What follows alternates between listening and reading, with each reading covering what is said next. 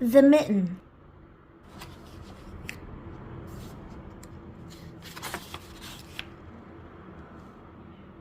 It was the coldest day of winter, and the little boy was trudging through the forest, gathering firewood for his grandmother.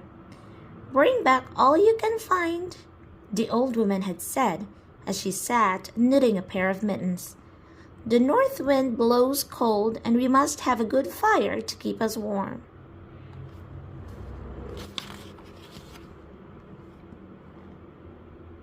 All morning the boy worked, picking up sticks, until his sled was well loaded. Then a very strange thing happened. Just as he picked up the last stick, he dropped one of his mittens in the snow. Now, how a boy could do this on the coldest day of winter, I'll never know, but that's the way my grandfather tells the story. Off he went with his load of wood, and the mitten was left lying on a snowdrift.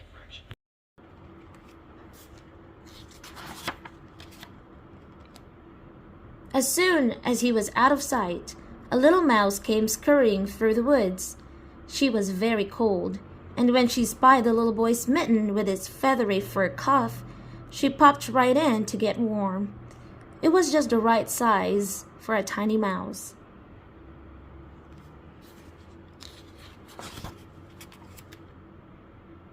Presently, a green frog came hip-hopping over the snow. "Anybody home?" she asked when she saw the mitten. "Only me," said the mouse, "and come in quickly before you freeze."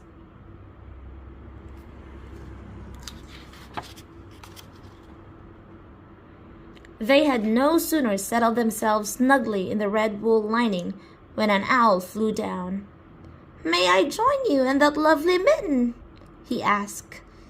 "If you mind your manners," replied the mouse, for owls always made her nervous. "And don't wiggle around too much," added the frog, "because it's a bit tight in here."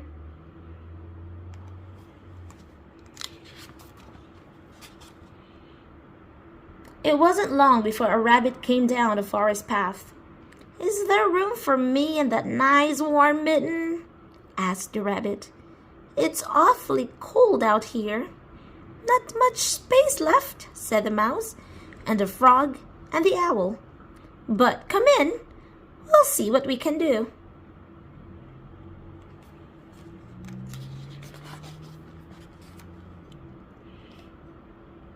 Even before the rabbit had gotten herself tucked in, a fox trotted up to the mitten, and after a good deal of trouble, she got herself in along with the others.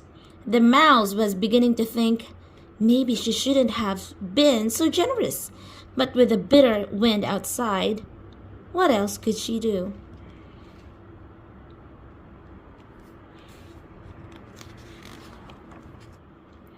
And now, as if things weren't bad enough, the next visitor was a big gray wolf who wanted to come in too. "I don't know how we'll manage it," said the mouse, "but we'll try." Everyone moved around a bit, and finally the wolf was squeezed into the mitten. It was very crowded by now, but at least it was warm.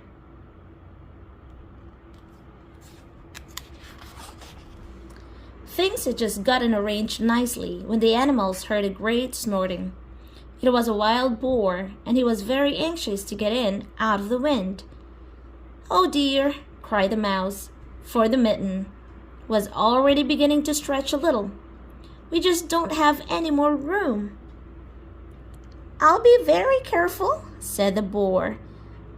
With that, he squinched himself into the mitten along with the mouse and the frog, the owl, the rabbit, the fox, and the wolf. "I know this is so because my grandfather told me."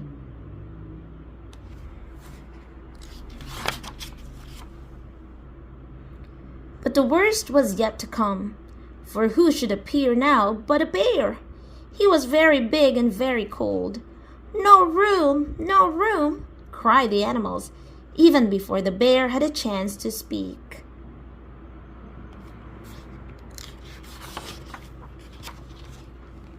"Nonsense," said the bear.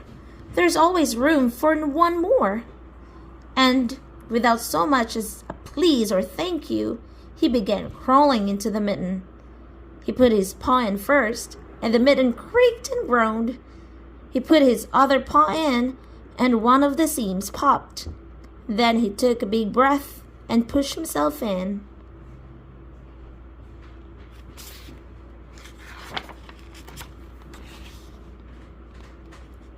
Now, while all this was going on, along came a little black cricket. She was very old, and her creaky legs ached with the cold.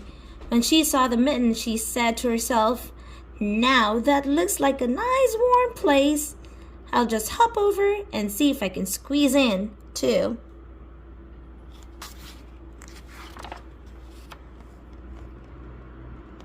But, me, that's all that was needed to finish off the poor old mitten.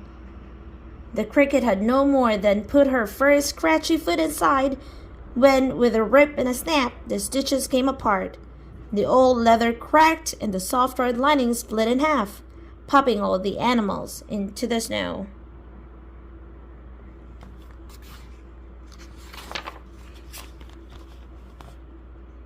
Well, at this very moment, the little boy discovered that he had only one mitten.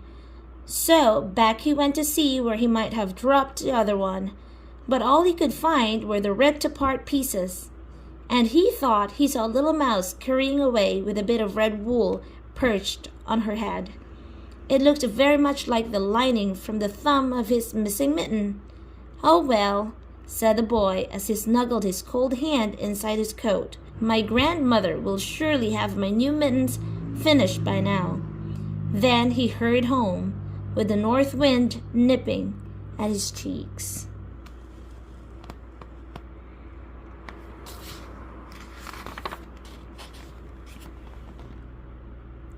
And my grandfather says he never did know what really happened to his mitten. The end.